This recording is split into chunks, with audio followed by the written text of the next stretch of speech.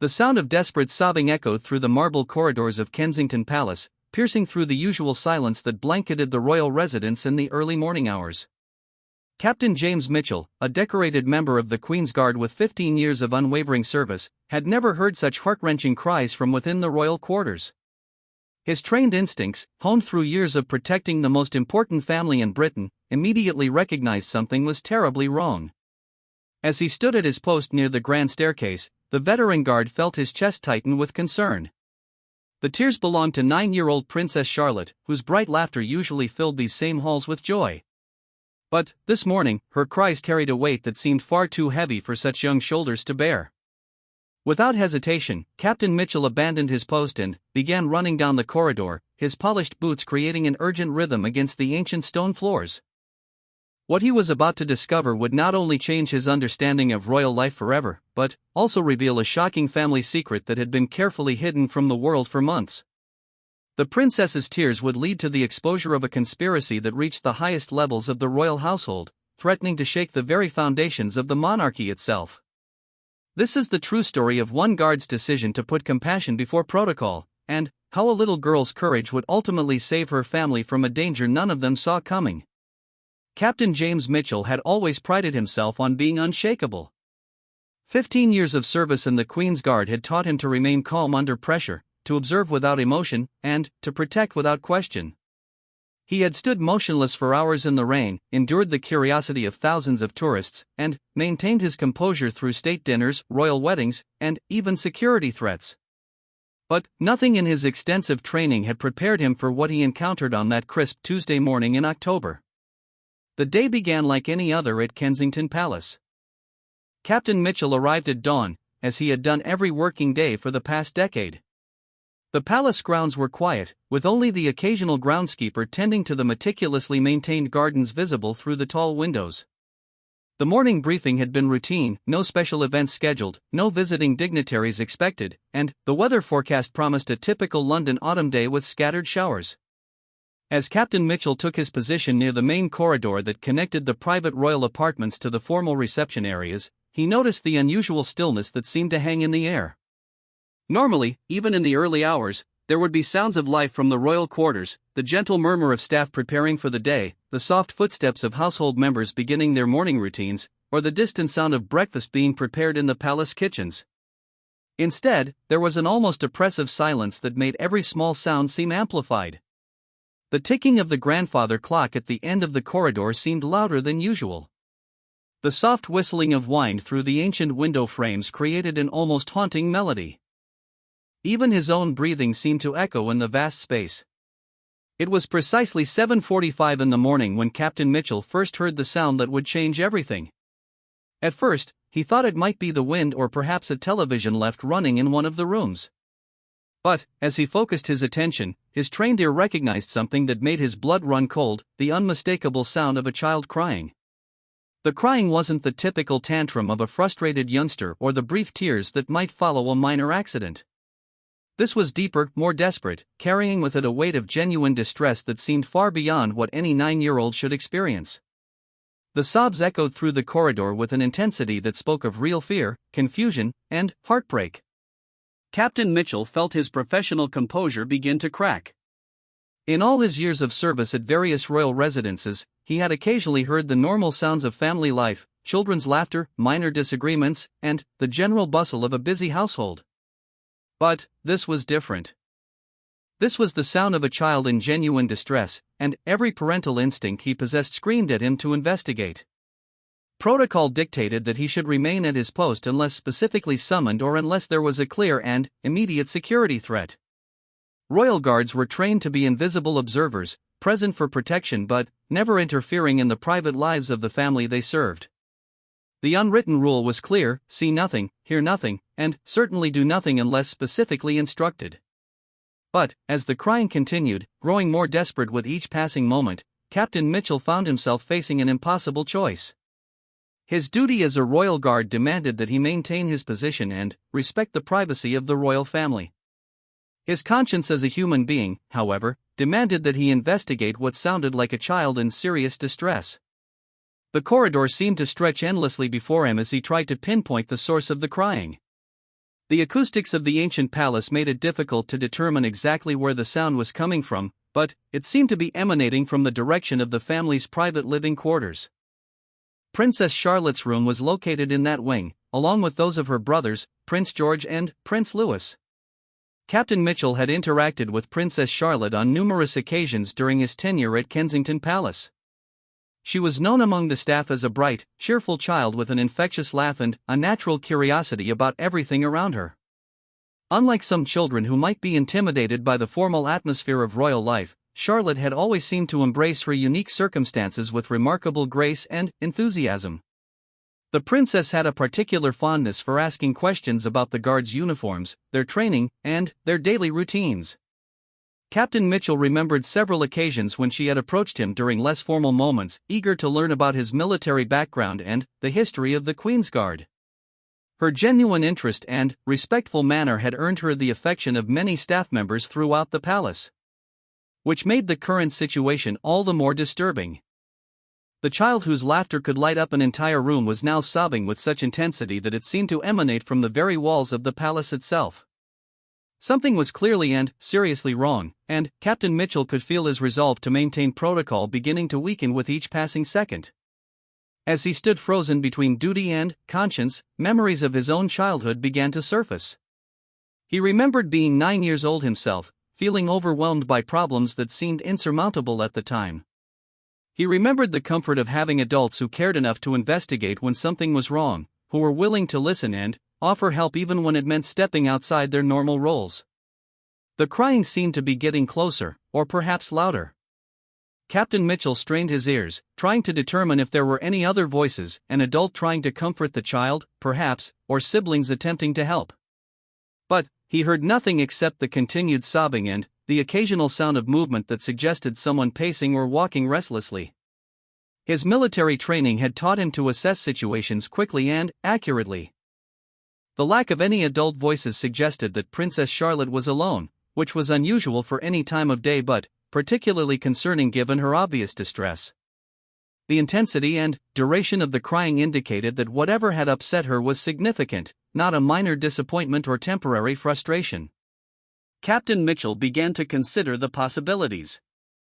Had the princess received bad news about someone she cared about? Was she ill or injured in some way that wasn't immediately apparent? Had there been some kind of family disagreement or misunderstanding? Or was there perhaps a more serious situation developing that posed a potential threat to her safety? The thought of a possible security threat immediately heightened his alertness. While Kensington Palace was one of the most secure locations in the United Kingdom, with multiple layers of protection and constant monitoring, the possibility of an internal threat or a breach in security could never be entirely ruled out. If Princess Charlotte was in danger, every second of delay could be critical. As these thoughts raced through his mind, Captain Mitchell realized that his feet had already begun to move. Almost without conscious decision, he found himself walking down the corridor toward the source of the crying. His training screamed at him to stop, to return to his post, to follow protocol regardless of the circumstances. But a stronger voice, one that spoke to his fundamental humanity, urged him forward. The corridor seemed longer than usual as he made his way toward the private quarters. Each step felt weighted with significance, as if he were crossing a line that could never be uncrossed. The crying continued, providing a heartbreaking soundtrack to his journey and reinforcing his conviction that he was making the right choice, regardless of the potential consequences. As he rounded the corner that led to the family's living area, Captain Mitchell could see that one of the doors was slightly ajar. The crying was definitely coming from that direction, and he could now make out the sound of movement, someone walking back and forth, perhaps pacing in distress.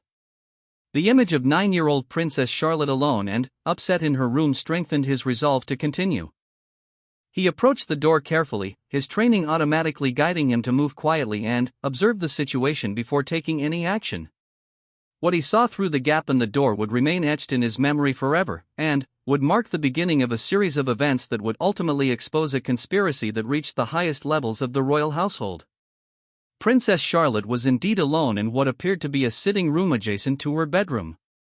She was still in her pajamas, suggesting that she had been awake for some time despite the early hour. Her long blonde hair was disheveled, and her face was red and puffy from crying. She was holding what appeared to be a piece of paper in her hands, clutching it as if it contained something precious yet terrible. The sight of the distressed child immediately triggered every protective instinct Captain Mitchell possessed. All thoughts of protocol and proper procedure vanished as he gently knocked on the doorframe and spoke in the softest, most reassuring voice he could manage. "Your Royal Highness," he said quietly, "I'm Captain Mitchell. I heard you were upset, and I wanted to make sure you were all right. May I help you with something?" Princess Charlotte looked up at him with tear-filled eyes that seemed far too old and troubled for such a young face. What she said next would begin to unravel a carefully constructed web of deception that had been months in the making, and would ultimately save her family from a danger none of them had seen coming. Princess Charlotte looked up at Captain Mitchell with eyes that seemed to hold far more knowledge and pain than any 9-year-old should possess. Her small hands trembled as she clutched the piece of paper, and, for a moment, she seemed to struggle with whether she could trust him with whatever terrible secret she had discovered. The silence stretched between them, filled only with her occasional sniffles and the distant sounds of the palace beginning to wake up around them. "Captain Mitchell," she finally whispered, her voice so quiet he had to strain to hear her, "something very bad is happening to my family, and I don't know who I can tell. I think someone is trying to hurt us, but not in the way the guards are supposed to protect us from." The captain felt his heart sink as he processed her words. His first instinct was to reassure her that she was safe, that the palace was secure, and that whatever she had heard or seen was probably not as serious as she feared. But something in her eyes stopped him from offering those easy comforts. There was a maturity there, a weight of genuine knowledge that suggested her fears were based on something real and frightening. "Would you like to tell me what you've found?" he asked gently, gesturing toward the paper in her hands. Sometimes talking about scary things can help make them less frightening. Charlotte hesitated for another long moment before slowly unfolding the paper. Captain Mitchell could see that it was a letter, written in elegant handwriting on expensive stationery.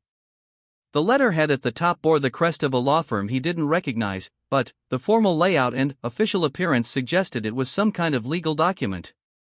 "I found this in Mummy's study," Charlotte said, her voice barely above a whisper. "I wasn't supposed to be in there, but I was looking for a book I had left there yesterday.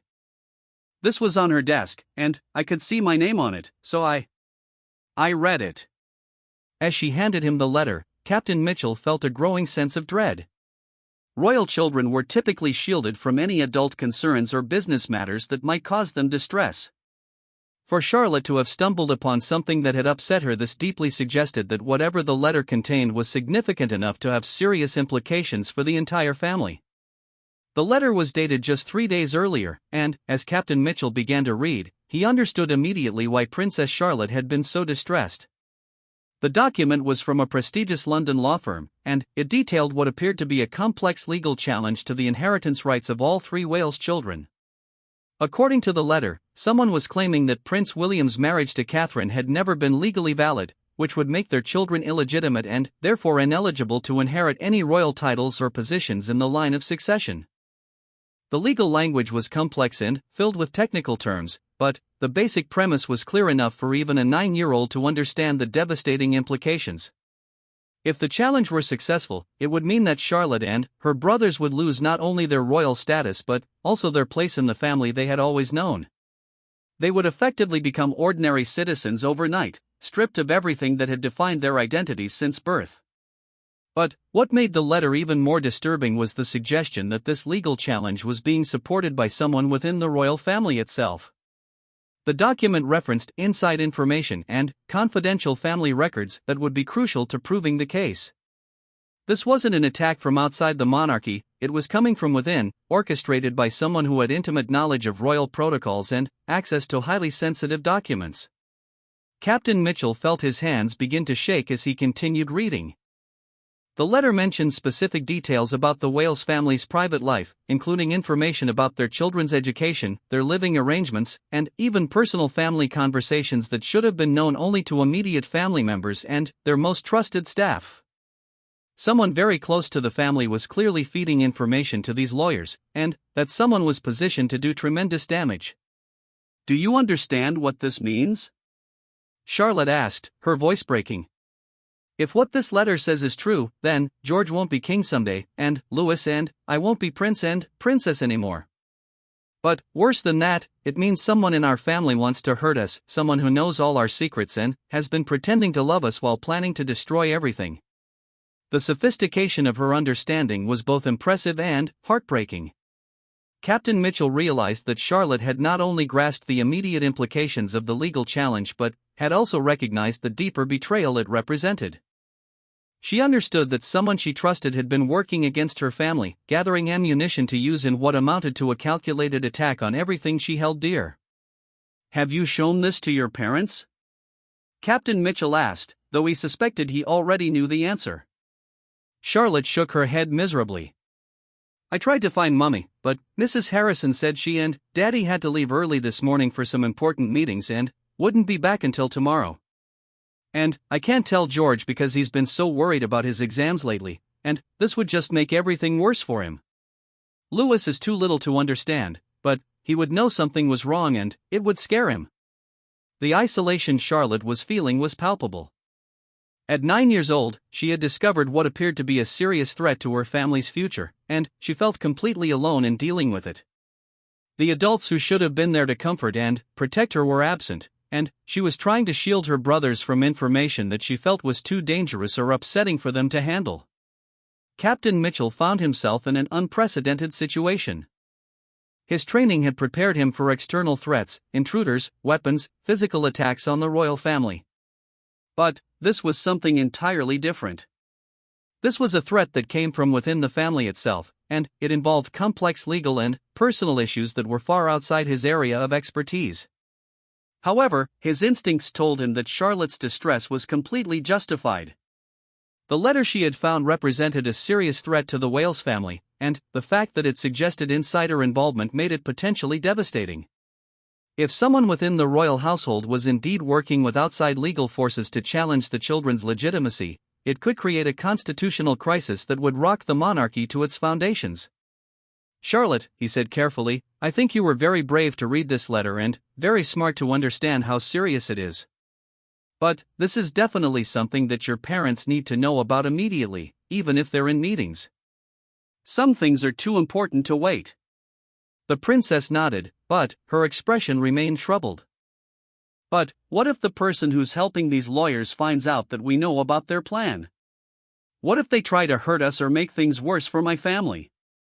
And what if other people find out about this before Mummy and Daddy can fix it? Won't it be in all the newspapers and make everyone think terrible things about us?" Her concerns were remarkably mature and showed a sophisticated understanding of how such a scandal could damage not only her family but the monarchy itself. Captain Mitchell realized that Charlotte was not only dealing with the immediate shock of discovering the threat but was also grappling with the complex implications of how to respond to it safely and effectively. As he considered how to answer her questions, Captain Mitchell became aware of sounds from elsewhere in the palace that suggested other staff members were beginning their daily routines. Soon, the corridors would be filled with household staff, security personnel, and various officials conducting palace business. The private moment he had shared with Charlotte would end, and they would need to decide how to proceed with the explosive information she had discovered.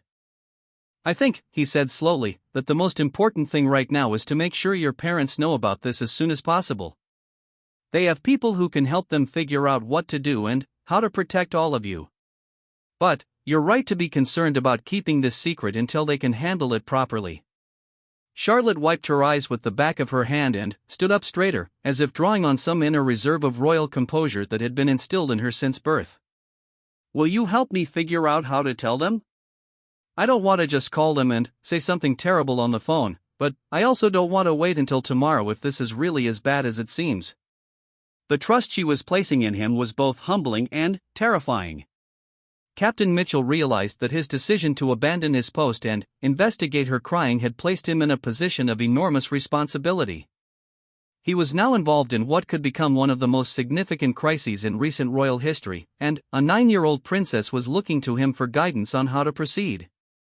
Before he could respond, they both heard the sound of footsteps approaching from down the corridor. Someone was walking toward the family quarters with the purposeful stride of a person on official business. Captain Mitchell felt his pulse quicken as he realized that they were about to be discovered, and that he would need to explain why he was in the princess's private sitting room discussing what appeared to be highly sensitive family matters. Charlotte's eyes widened with alarm as she recognized the footsteps. "That's Mrs. Pemberton," she whispered urgently. "She's the new private secretary to Mummy. She started working here just a few months ago, and she always seems to be around when things are supposed to be private. What if she's the one who's been giving information to those lawyers?" The possibility sent a chill down Captain Mitchell's spine.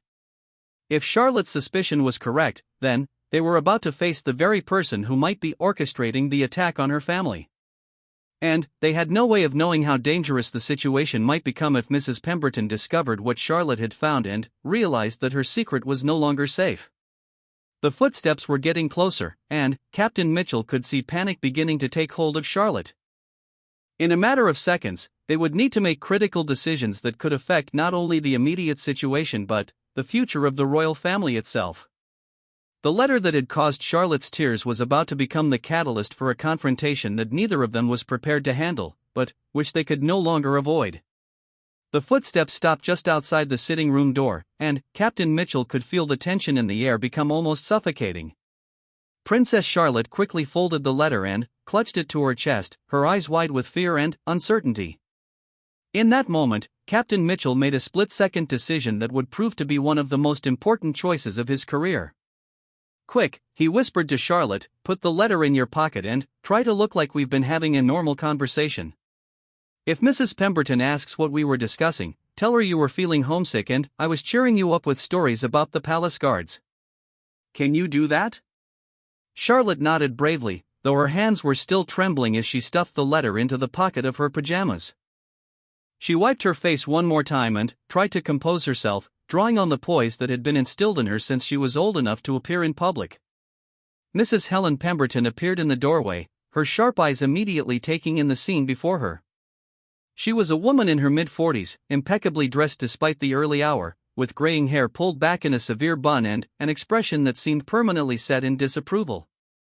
She had joined the Wales household staff just 4 months earlier, coming with impressive credentials and glowing references from previous positions in high-level government offices.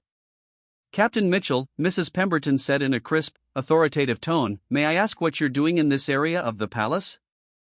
I was under the impression that security personnel were supposed to maintain their assigned positions unless responding to a specific emergency." Captain Mitchell felt his military training kick in as he responded with calm professionalism. "I heard sounds of distress from this direction and came to investigate, as protocol requires when there's a potential concern for the safety and well-being of any family member. I found Her Royal Highness feeling a bit upset, and I was offering some reassurance." Mrs. Pemberton's gaze shifted to Princess Charlotte, and Captain Mitchell noticed something that made him instantly uncomfortable. There was an intensity in the woman's eyes that seemed inappropriate for an adult looking at a distressed child. Instead of showing concern or compassion, Mrs. Pemberton appeared to be studying Charlotte with the calculating attention of someone trying to determine how much the child might know about something important. "Princess Charlotte," Mrs. Pemberton said with forced warmth, "you seem to have been crying. Is everything all right? Perhaps you had a bad dream or received some upsetting news?" The question seemed innocent enough on the surface, but Captain Mitchell detected an undertone that made him uneasy. Mrs. Pemberton wasn't simply expressing concern for Charlotte's welfare, she was fishing for information, trying to determine what had caused the princess's distress. Charlotte, demonstrating remarkable composure for a 9-year-old in such a stressful situation, managed to respond with convincing innocence. "I was just feeling a bit sad about missing some of my friends from school during the holiday break. Captain Mitchell was telling me about how the guards sometimes miss their families too, and how they stay brave even when they feel lonely." It was a perfectly plausible explanation, and, under normal circumstances, it would have satisfied any adult's curiosity about a child's tears. But Captain Mitchell watched Mrs. Pemberton's face carefully and saw that she wasn't entirely convinced. There was a wariness in her expression that suggested she suspected there might be more to the situation than Charlotte was revealing. "I see," Mrs. Pemberton said slowly. "Well, I'm sure your parents will be home tomorrow, and you'll feel much better once you can talk to them about anything that might be troubling you." In the meantime, perhaps it would be best if you got dressed for the day. Your tutor will be arriving soon for your morning lessons. The mention of Charlotte's parents seemed to trigger something in Mrs. Pemberton's demeanor. Captain Mitchell noticed a subtle shift in her posture and expression, as if the reminder of the whale's parents had activated some internal calculation or concern. Actually, Mrs. Pemberton continued, I just received word that your parents' meetings have been extended, and they won't be returning until late tomorrow evening. So it will be important for you to maintain your normal routine and not worry about anything beyond your usual daily activities. Captain Mitchell felt a chill run down his spine. The timing of this news seemed suspiciously convenient, and he couldn't shake the feeling that Mrs. Pemberton was deliberately trying to keep Charlotte isolated from her parents for reasons that had nothing to do with protecting the child's peace of mind. Charlotte's face fell at the news that she would have to wait even longer to see her parents, but she managed to maintain her composure. Will I be able to call them later today? I promised Mummy I would tell her about my history project. I'm afraid they'll be in very important meetings all day and won't be available for personal calls, Mrs. Pemberton replied smoothly. But I'm sure they'll want to hear all about your project when they return. In the meantime, I'll make sure you have everything you need. The woman's response struck Captain Mitchell as unnecessarily controlling. Even during the busiest royal schedules, parents typically found ways to maintain contact with their children, especially during extended absences. The fact that Mrs. Pemberton was actively discouraging Charlotte from contacting her parents raised significant red flags in his mind. As Mrs. Pemberton prepared to leave, she turned back to Captain Mitchell with an expression that carried an unmistakable warning. Captain, I trust you'll return to your assigned post immediately. And I'm sure you understand the importance of maintaining discretion about any private family matters you might observe during your duties. The Wales family values their privacy greatly, and we wouldn't want any misunderstandings or inappropriate gossip to develop among the staff. The threat was subtle but clear. Mrs. Pemberton was warning him to keep quiet about what he had witnessed, and her tone suggested that there could be serious consequences if he failed to comply with her expectations. Captain Mitchell nodded professionally, but internally, he was becoming more convinced that his and Charlotte's suspicions about Mrs. Pemberton were justified. After Mrs. Pemberton left, Charlotte and Captain Mitchell waited several minutes before speaking, both of them straining to listen for any indication that the woman might still be nearby. When they were finally confident that she was gone, Charlotte pulled the letter from her pocket with shaking hands. Did you hear how she talked about Mummy and Daddy? Charlotte whispered urgently. She said they wouldn't be available for calls, but that's not true. Daddy always calls us every day when they're away, even if it's very late. And did you notice how she seemed to be watching me when she asked why I was crying? It was like she was hoping I would say something specific. Captain Mitchell had indeed noticed these details, and they confirmed his growing concern that Mrs. Pemberton was somehow connected to the legal threat outlined in the letter. The woman's behavior had been subtly but consistently wrong, too controlling, too interested in Charlotte's emotional state, and too eager to keep the family separated during what could be a critical time.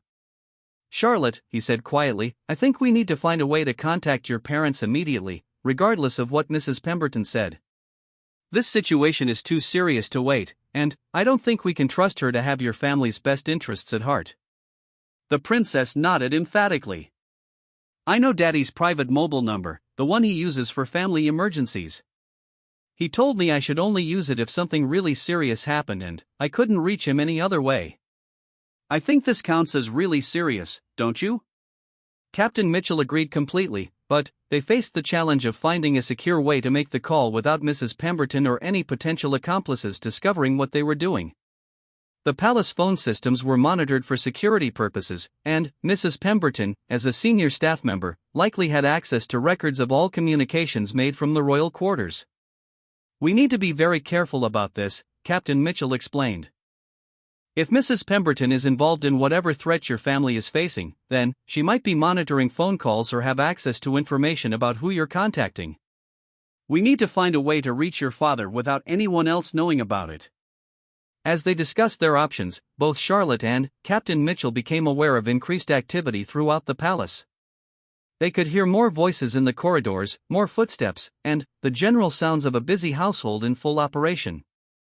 The morning routine was progressing normally, but Captain Mitchell couldn't shake the feeling that they were being watched and that their window of opportunity to act safely was rapidly closing. Charlotte suddenly brightened as an idea occurred to her.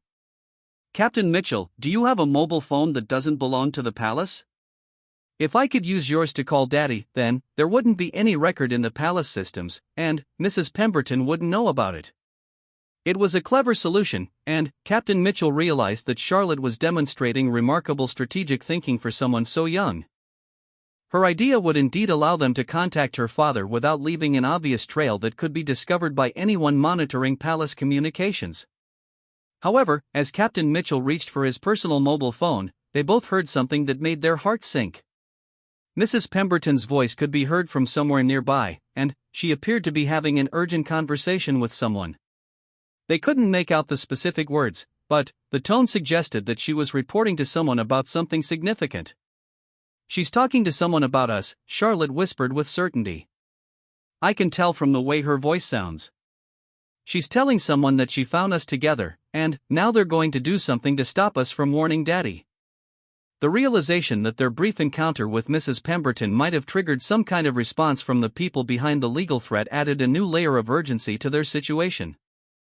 Captain Mitchell understood that they were no longer simply dealing with the need to inform Charlotte's parents about the letter. They were now potentially in immediate danger from people who had been planning this attack for months and had no intention of letting their plans be disrupted by a curious 9-year-old and a conscientious guard. The sound of Mrs. Pemberton's conversation was getting closer, and Captain Mitchell realized that they needed to act immediately or risk losing any chance of getting help before the situation became even more dangerous. The next few minutes would determine whether they could successfully warn Charlotte's parents about the threat they faced, or whether they would become victims of a conspiracy that had already demonstrated its willingness to target a child in pursuit of its goals. Captain Mitchell's military instincts took control as he quickly assessed their deteriorating situation. Mrs. Pemberton's voice was definitely getting closer, and the urgency in her tone suggested that their brief conversation had triggered some kind of alarm among the conspirators. He realized that they had only minutes, perhaps even seconds, before they would be discovered and potentially prevented from warning Charlotte's parents. "Charlotte," he whispered urgently, "we need to move now. Do you know another way out of this area where we won't be seen from the main corridor?" The princess nodded quickly, her face pale but determined. "There's a servant's staircase that leads down to the kitchen level. Mummy showed it to me once when we were playing hide and seek. If we can get there without being seen, we can find a quiet place to call Daddy."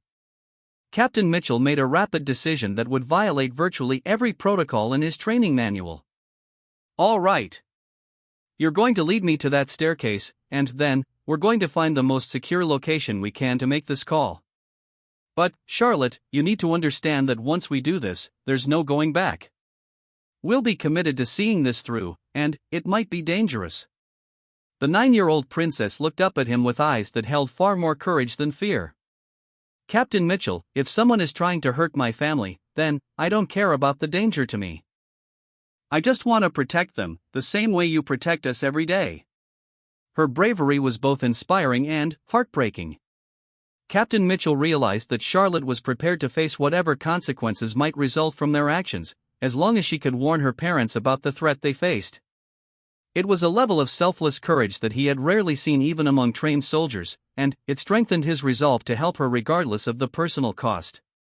Moving with practiced stealth, Captain Mitchell followed Charlotte through a maze of corridors and passages that he had never seen despite his years of service at the palace.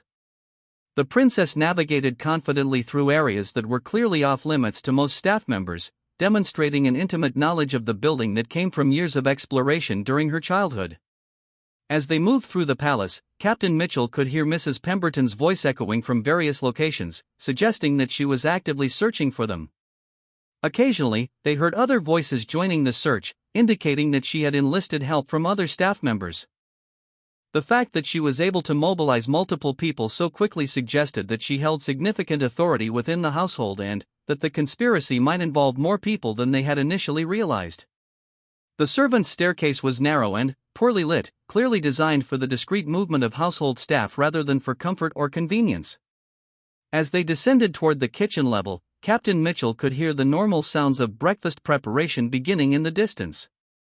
The familiar routine of palace life continued around them, but he couldn't shake the feeling that they were moving through an increasingly hostile environment where any wrong step could expose them to their pursuers.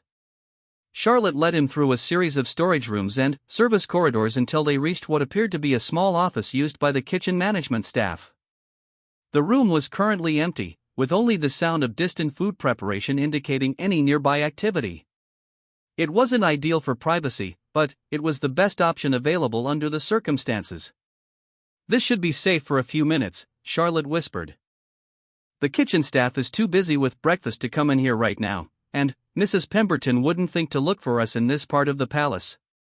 Captain Mitchell pulled out his personal mobile phone and handed it to Charlotte. "Do you remember your father's emergency number?"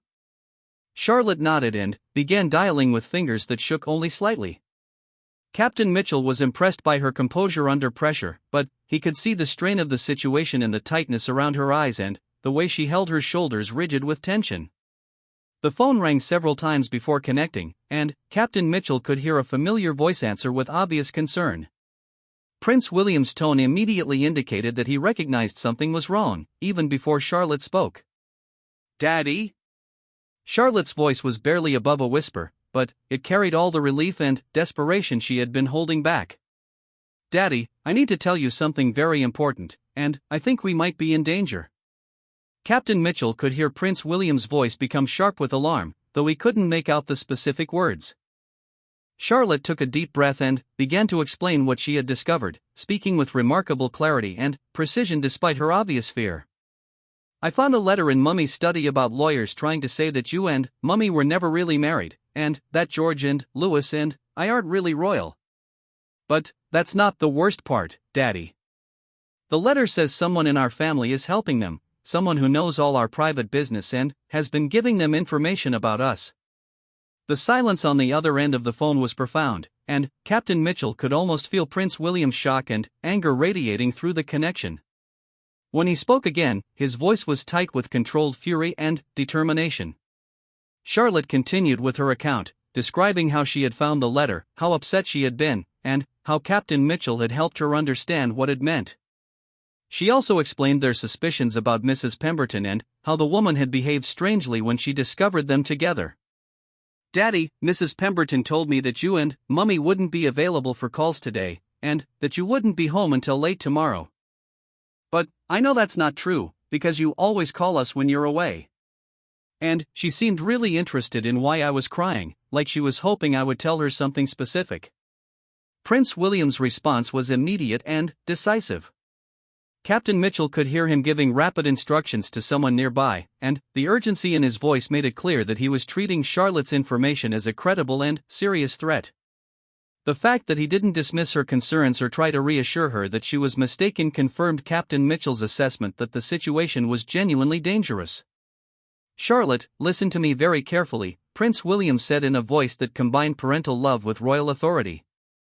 "You and Captain Mitchell did exactly the right thing by calling me. I want you to stay exactly where you are and don't trust anyone except Captain Mitchell until I can get back to you. I'm going to arrange for some very special security people to come to the palace immediately, and they're going to make sure you're safe." Charlotte's relief was visible in the way her shoulders finally relaxed slightly. "Are you coming home, Daddy?" "I'm really scared, and I want you and Mummy to be here." "We're leaving right now," Prince William assured her. "But it's going to take us a few hours to get there, so I need you to be very brave for just a little bit longer." "Captain Mitchell, are you there?" Captain Mitchell took the phone from Charlotte. "Yes, Your Royal Highness. I'm here, and I give you my word that I'll protect Princess Charlotte with my life if necessary." "I know you will," Prince William replied. "And I want you to know that you've potentially saved my family today. But right now, I need you to follow my instructions exactly. There are people coming to the palace who will identify themselves with a specific code phrase. Don't trust anyone else, no matter what credentials they show you or what authority they claim to have." Prince William provided Captain Mitchell with detailed instructions about who to trust and how to verify their identity. He also explained that the situation was even more serious than the letter had indicated, because the legal challenge was apparently just one part of a larger conspiracy that had been developing for months. As Captain Mitchell listened to the prince's instructions, they suddenly heard footsteps in the corridor outside their hiding place. Someone was moving through the service areas with purpose, and the sound was getting closer to their location. Mrs. Pemberton's voice could be heard giving directions to other people, suggesting that the search for Charlotte and Captain Mitchell had expanded and was now being conducted systematically throughout the palace. "Your Royal Highness," Captain Mitchell said quietly into the phone, "I think they've found us. We may need to move again immediately." "Then, move," Prince William replied without hesitation. "But stay on the line if possible. I want to be able to hear what's happening and provide guidance if you need it." The door to their hiding place rattled as someone tried the handle, and Captain Mitchell realized that they had run out of time and options. Whatever happened next would determine whether Charlotte's brave decision to trust him with her family's secret would result in their salvation or their capture by people who had already demonstrated their willingness to target a child in pursuit of their goals. Charlotte looked up at him with complete trust, waiting for his guidance on how to proceed. Captain Mitchell felt the full weight of responsibility for her safety, and he knew that the next few minutes would test every skill and instinct he had developed during his 15 years of service to the crown. The handle turned, and the door began to open. Captain Mitchell positioned himself between Charlotte and whoever was about to enter, preparing for a confrontation that could determine the future of the royal family itself. The door swung open to reveal Mrs. Pemberton flanked by two men Captain Mitchell didn't recognize. They were dressed in dark suits and had the bearing of security professionals, but something about their demeanor immediately set off alarm bells in his trained mind. These weren't palace security or law enforcement officers, they moved with the calculating precision of people accustomed to operating outside legal boundaries. "Princess Charlotte," Mrs. Pemberton said in a voice that no longer held any pretense of warmth, "you and Captain Mitchell need to come with us immediately. There's been a security concern, and we need to ensure your safety." Captain Mitchell stepped protectively in front of Charlotte, his hand instinctively moving toward his radio to call for backup. But one of the men with Mrs. Pemberton moved with lightning speed, producing what appeared to be a signal jamming device that immediately cut off all communication with palace security. "I'm afraid that won't be necessary, Captain," Mrs. Pemberton continued coldly. "This matter needs to be handled discreetly, without involving the regular security protocols. The princess has apparently stumbled upon some sensitive family information that requires careful management." Charlotte pressed closer to Captain Mitchell's back, and he could feel her trembling. But when she spoke, her voice was steady and carried the unmistakable authority of someone born to rule. "Mrs. Pemberton, I know you're the one who's been helping those lawyers. And I've already told my father everything, so your plan isn't going to work anymore." The woman's mask of professionalism finally slipped completely, revealing an expression of cold fury. "You stupid little girl. Do you have any idea how much work has gone into this operation? How many people have invested time and money into ensuring that your father's bastard children don't contaminate the royal bloodline any further?" The viciousness of her words hit Charlotte like a physical blow, but she refused to back down. "My parents are married. They have been since before I was born. You're lying about everything." Mrs. Pemberton laughed harshly. "Your parents' marriage ceremony was a sham, performed by a minister who wasn't legally authorized to conduct royal weddings. We have documentation proving that the ceremony was invalid under royal marriage laws, which means you and your brothers are illegitimate. But, more importantly, we have enough evidence of your father's various indiscretions to destroy his reputation and his claim to the throne entirely." Captain Mitchell felt his anger rising at the woman's cruel treatment of Charlotte, but he forced himself to remain calm and assess their tactical situation. The two men with Mrs. Pemberton appeared to be armed, and they had positioned themselves to block the only exit from the room. However, he still had Prince William on the phone, and he hoped the prince was hearing everything that was being said. "The beauty of our plan," Mrs. Pemberton continued with obvious satisfaction, "is that it doesn't rely on just one line of attack. Even if we can't prove the marriage invalidity, we have enough scandal material to force your father to abdicate in shame. And if that doesn't work, we have contingency plans that will remove your entire family from the succession permanently." The threat in her words was unmistakable, and Captain Mitchell realized that they were dealing with people who were prepared to go to extreme lengths to achieve their goals. This wasn't just a legal challenge or a political maneuver, it was a comprehensive assault designed to destroy the Wales family by any means necessary. Suddenly, the sound of heavy footsteps could be heard echoing through the service corridors. Multiple people were moving rapidly toward their location, and the disciplined rhythm of their movement suggested military or law enforcement training. Mrs. Pemberton's expression changed from satisfaction to alarm as she realized that her carefully orchestrated plan was about to be disrupted. "That will be the Counter-Terrorism Command," Captain Mitchell said calmly, responding to a direct request from His Royal Highness Prince William, who has been listening to this entire conversation. "You've just confessed to conspiracy against the Crown in front of multiple witnesses, and I suspect those gentlemen with you are about to discover that kidnapping a member of the royal family is considered an act of treason." The two men with Mrs. Pemberton immediately moved toward the door, clearly intending to escape before the arriving security forces could apprehend them. But their retreat was cut off as armed officers in tactical gear appeared in the doorway, weapons drawn and commands being shouted for everyone to remain still. The next few minutes passed in a blur of professional activity as the counter-terrorism officers secured the room and placed Mrs. Pemberton and her accomplices under arrest. Captain Mitchell shielded Charlotte from the potentially traumatic sight of the arrests, but he could see that she was watching everything with the fascinated attention of someone witnessing justice being served. Prince William's voice could still be heard from the mobile phone, now being listened to by a senior counter-terrorism officer who was taking notes and occasionally asking for clarification about what had transpired.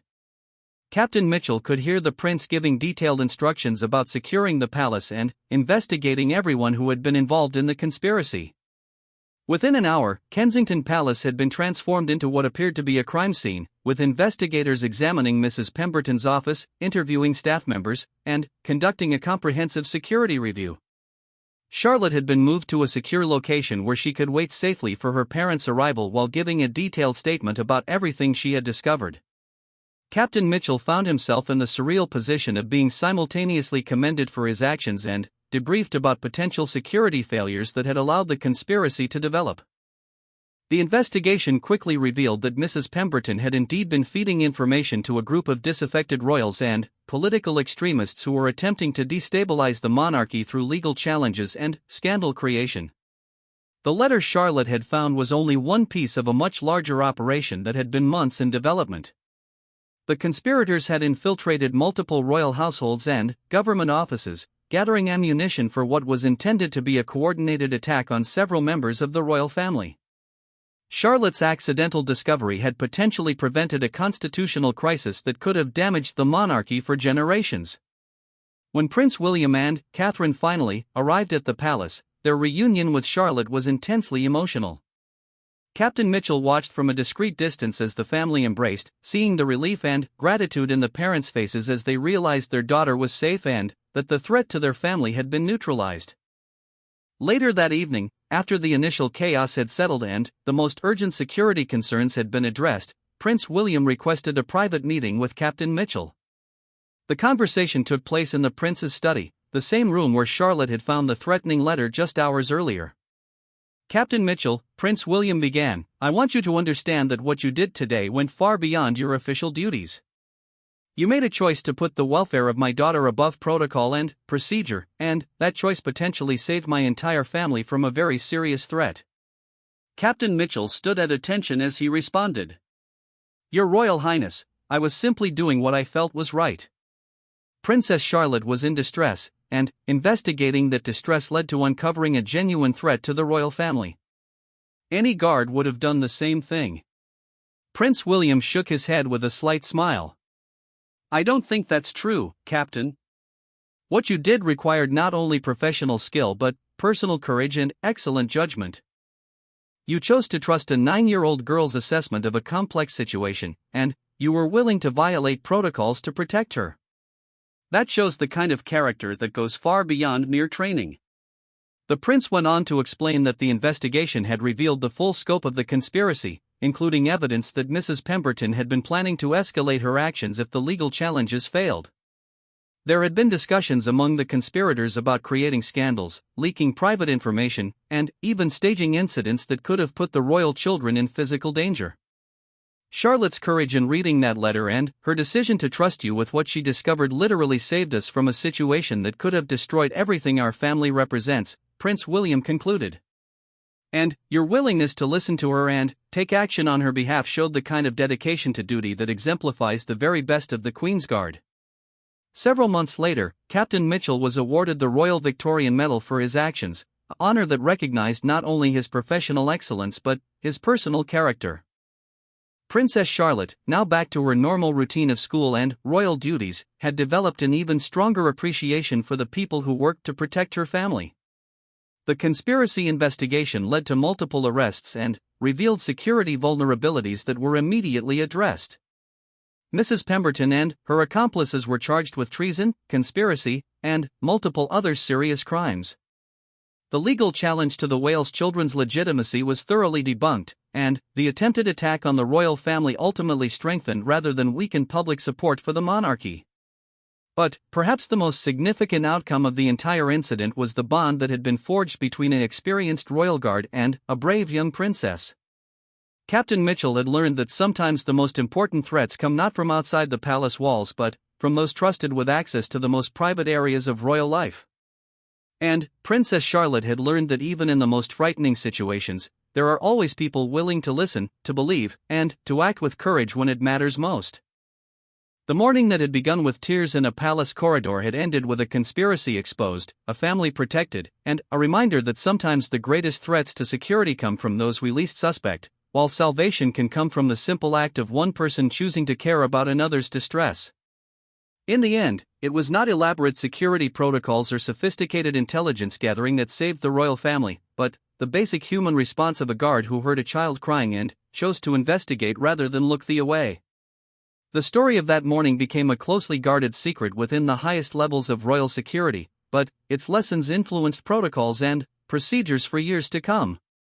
And, somewhere in the corridors of Kensington Palace, the echoes of that day served as a permanent reminder that even the most carefully planned attacks against the crown can be defeated by the simple combination of a child's courage and an adult's willingness to listen when it matters most.